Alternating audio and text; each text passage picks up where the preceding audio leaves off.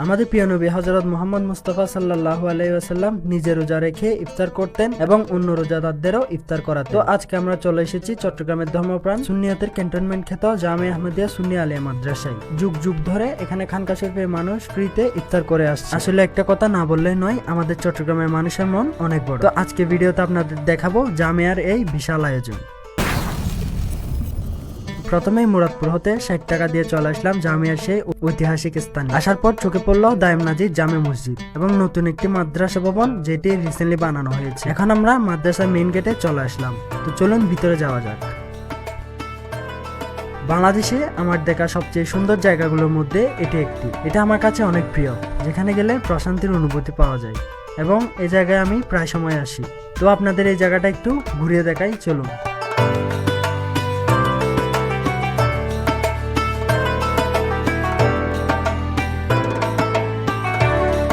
তো আমরা এখন মাদ্রাসার রান্নাঘরে চলে যাব, যেখানে হাজার হাজার মানুষের জন্য ইফতারি তৈরি করা হয়। কোনো কোনো সময় এক্সট্রা ইফতার হিসেবে থাকে হালুয়া এবং সেমাই অথবা অন্য কিছু, নির্ভর করে হাদিয়ার উপর। পেঁয়াজু, বেগুনি, আলুর চপ, সেমাই সহ ছোলা ইত্যাদি রেডি করে তারা সাজিয়ে রেখেছে। এরপর ছোলার মধ্যে সুগন্ধির জন্য দিয়ে দিল ধনিয়া পাতা, যেটা এর টেস্টকে দ্বিগুণ করে তোলে। তো এরপর দায়েম নাজির জামে মসজিদে নামাজ শেষ করে রওনা দিলাম আলমগীর খানকা শরীফের দিকে। মূলত এই খানকা শরীফের মধ্যে এই আয়োজনটা করে থাকেন। খানকা শরীফের ভিতরে ঢুকতেই চোখে পড়লো সাজিয়ে গুছিয়ে রাখা চাদর, যেখানে উপর বসেই মানুষ ইফতার করে। প্রতিদিন প্রায় 1.5 থেকে 2.5 হাজার রোজাদার ব্যক্তি এই জায়গার মধ্যে ফ্রিতে ইফতার গ্রহণ করে থাকেন। আর একটা কথা, আলমগীর খানকা শরীফের মধ্যে ইফতার করেছেন তার কমেন্টে জানাবেন। ভিতরে গিয়ে দেখলাম মাদ্রাসার বাইরে নিজ দায়িত্বে তারা প্লেটগুলো সাজাচ্ছেন, সবাই এই কাজে সাহায্য করছেন।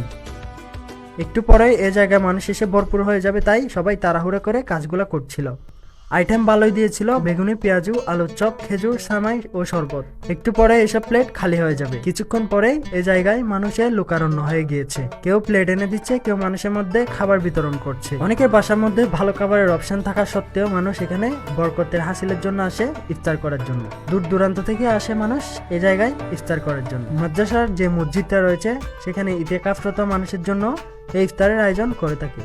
তো আজকের ভিডিও পর্যন্ত। ভিডিও ভালো লাগলে শেয়ার দিবেন এবং সবাই ভালো থাকবেন, সুস্থ থাকবেন। ধন্যবাদ। আসসালামু আলাইকুম।